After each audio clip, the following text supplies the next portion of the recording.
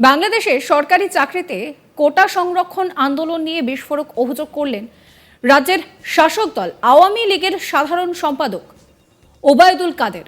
তার অভিযোগ, আন্দোলন চলাকালীন 19শে জুলাই রাতে যদি কারফিউ জারি না করতেন শেখ হাসিনা, তাহলে শ্রীলঙ্কার স্টাইলে গণভবন দখল করে অভ্যুত্থানের প্ল্যান ছিল। কাদেরের অভিযোগ, বিএনপির দিকে বাংলাদেশের প্রধানমন্ত্রী শেখ হাসিনার সরকারি বাসভবন গণভবন দখলের প্ল্যান ছিল বলেই অভিযোগ করেছেন তিনি।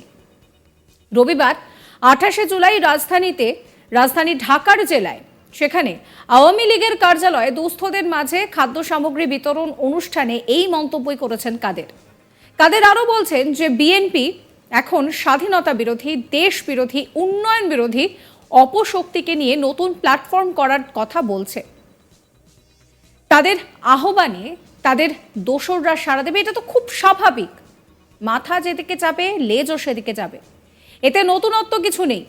তবে তাদের ঐক্য অগ্নি সন্ত্রাসের ঐক্য, দেশ ও দেশের উন্নয়ন ধ্বংসের ঐক্য। কাদের আরও বলছেন যে বিএনপি এখন স্বাধীনতা বিরোধী, দেশ বিরোধী এই সমস্ত অপশক্তিকেই আহ্বান জানাচ্ছে। এতে নতুনত্ব কিছু নেই।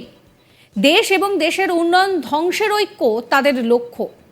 কাদের নিশানা করেন নোবেলজয়ী অর্থনীতিবিদ ডক্টর মোহাম্মদ ইউনুসকে।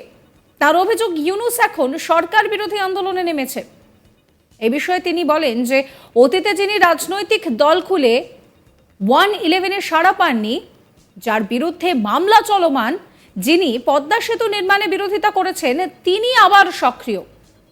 আগে গোপনে করেছেন, এবার তিনি এসেওছেন।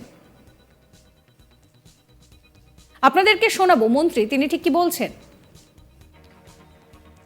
শ্রীলঙ্কা স্টাইলে প্রধানমন্ত্রীর বাড়ি দখল করার টার্গেটও ওই রাতে ছিল যদি কারফিউ জারি না হতো। আপনাদের নৃশংসতা হানাদার বাহিনীকে হার মানিয়েছে। ক্ষমতার জন্য আজকে লন্ডনে পলাতক এবং গণঅভ্যুত্থান ঘটিয়ে শ্রীলঙ্কা স্টাইলে প্রধানমন্ত্রীর বাড়ি দখল করার টার্গেটও ওই রাতে ছিল যদি কারফিউ জারি না হতো।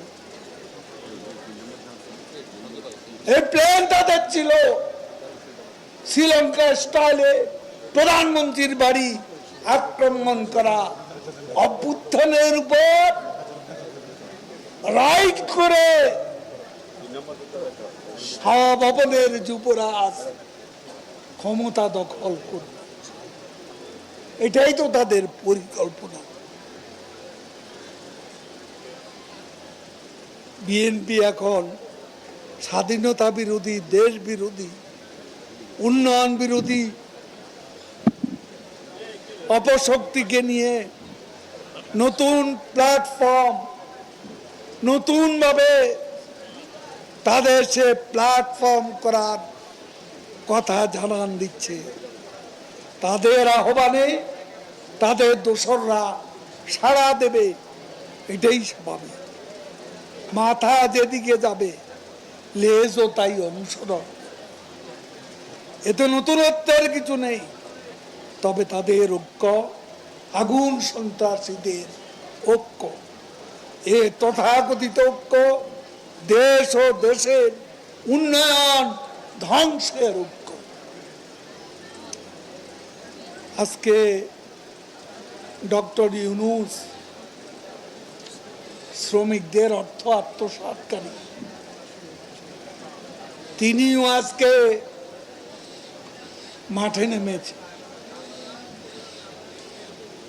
অতীতে যিনি রাজনৈতিক দল খুলে 111-এ সাড়া পাননি, যার বিরুদ্ধে মামলা চলমান, যিনি দেশের আইকনিক প্রকল্প পদ্মা সেতু নির্মাণের বিরোধিতা করেছিলেন, তিনি আবার সক্রিয়।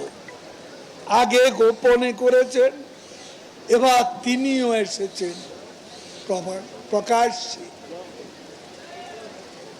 আমাদের বন্ধু আছে বাইরে, বাইরে আমাদের বন্ধু আছে, প্রভু নাই। আমাদের বিবেক আমাদেরকে চালায়, কোন বিদেশি শক্তি নয়। আজকে ইউনূস কত নির্লজ্জ, তিনি ভারতকে অনুরোধ করেন শেখ হাসিনাকে থামাতে।